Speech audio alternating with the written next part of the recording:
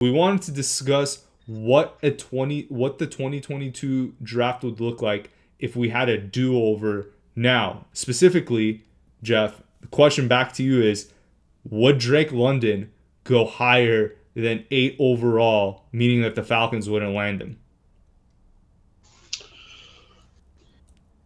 No, and this is gonna really upset some people because but I'm gonna preface this by saying I've already told you guys I'm a big Drake London fan.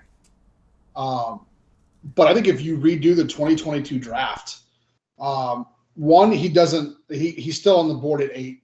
I mean, because you look at the way I don't know that the NFL draft. It probably changes a little bit. I'm sure the Jaguars don't take Trayvon Walker. They probably take Aiden Hutchinson, number 1 overall.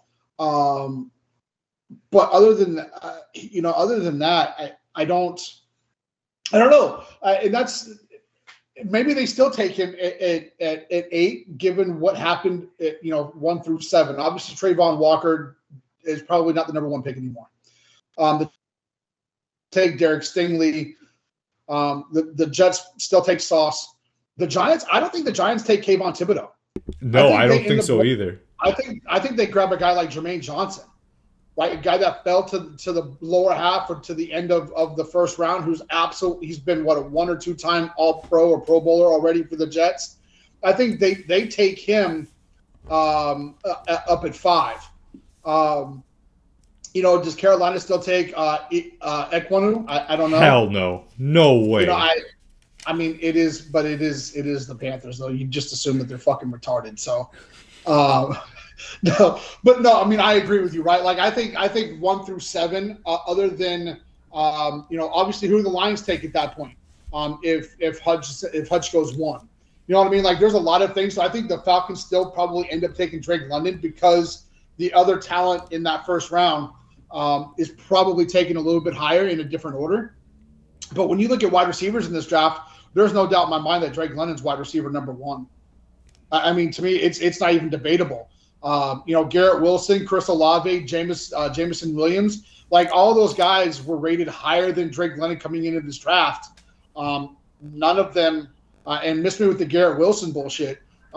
Drake London is by far the best wide receiver in this draft. And so, and would I be happy in a redraft if the Falcons still took him? I would, because I don't think that they would have taken a guy like Tyler Smith or Tyler Landenbaum, again, 2 of the other All-Pros or Pro Bowlers in this draft.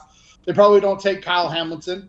And if they do, you're probably not looking at having some of the guys that we have on this defense now.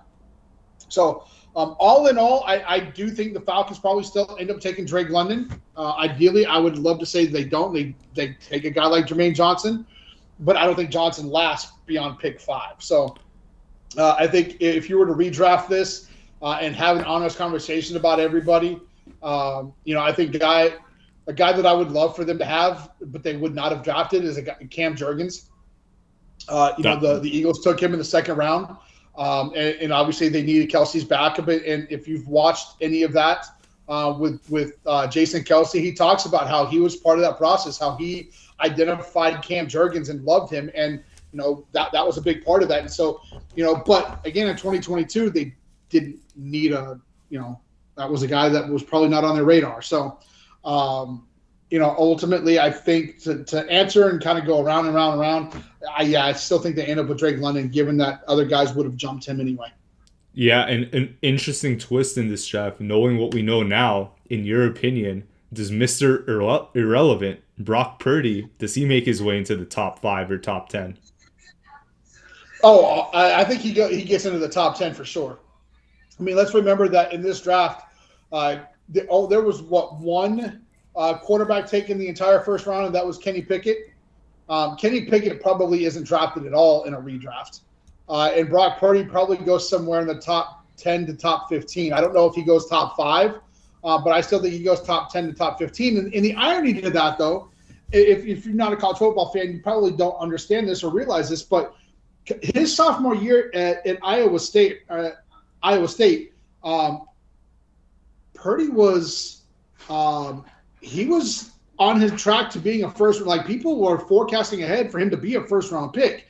He had a down junior year, coming off all of that hype, and then he had a subpar senior year, and so all of those things combined are why he lasted until the very last pick of the draft. But after he had an absolutely insane sophomore year that had a lot of people buzzing about his potential to be a first-round pick and Heisman Trophy hopeful as a junior, and he came out his junior year and he was not very good. So. I think that's a good one to even bring up because I even forgot that he was Mr. Irrelevant in this draft. Yeah, and it's funny, Jeff, because going back to Kyle Shanahan hedging his bet with Kirk Cousins and RG3, pretty much did the same thing with Purdy and Trey Lance. He kind of went against the grain in what he typically does by taking Lance the year before in 2021. Third overall, I believe, trading all those picks, moving up there.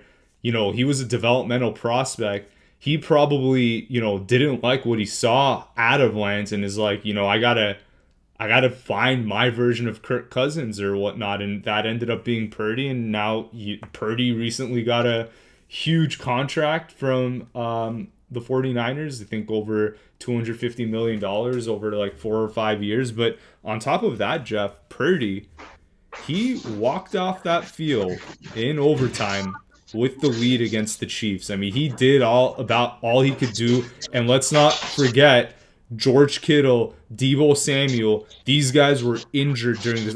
They were dealing with a lot of adversity in that Super Bowl. They could have easily won that game, but unfortunately, they couldn't pull it off. And right now, Purdy's going through a rebuild in San Francisco. They're kind of retooling and whatnot. But back to the point, I think that London I think that London's going to get selected ahead of the Falcons pick. Knowing what we know now, I could see him going to Carolina. I could see him going to the Giants. Maybe that's the homer in me, but it's close. He's not getting into the top 4.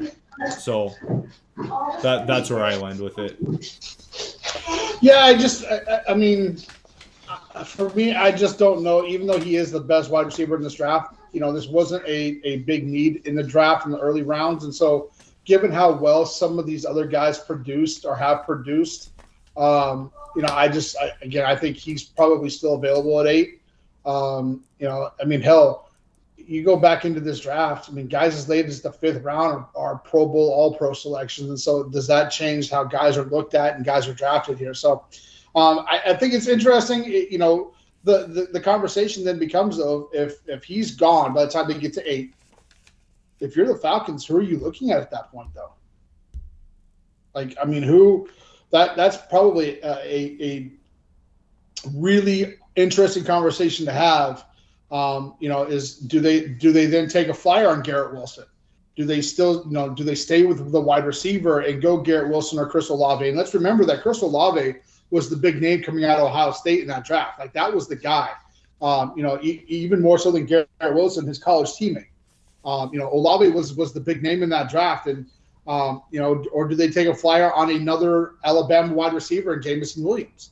Like, do they still stay wide receiver, or do they go with another, position of need potentially, and go draft a guy like we talked about in Kyle Hamilton, or do they draft a Tyler Smith, or Linderbaum or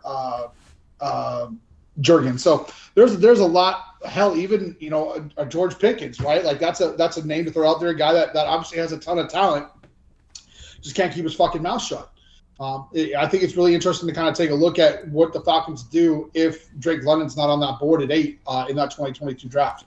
My pick would be Kyle Hamilton. Reason being, we didn't have Jesse Bates yet. We signed him in 2023, so we had that need at safety. Knowing what we know now with all the All-Pros that he had, I think Kyle Hamilton could be viewed as that safety that of our future. So that would be my pick. If not, maybe I don't know that the Falcons go this is kind of like hindsight's 2020, just having all the data available to us, knowing that Pickens is kind of a head case, Garrett Wilson not showing too much. I think the other guy might be McDuffie. Get a second corner opposite of Terrell. That could be a good one. But he's had a great first couple of years in the league for sure. Yeah, 3 straight Pro Bowls. I mean. And again, he's on Kansas City's defense, right? Like, he's learning under Spags. No guarantee. And this is kind of like the curse that Jake Matthews had to live with playing on the Falcons. Had Jake Matthews been Patrick Mahomes' left tackle, we might be talking about a Hall of Fame left tackle, which kind of sucks, but it comes with playing for an organization that doesn't play relevant games beyond the first week of January.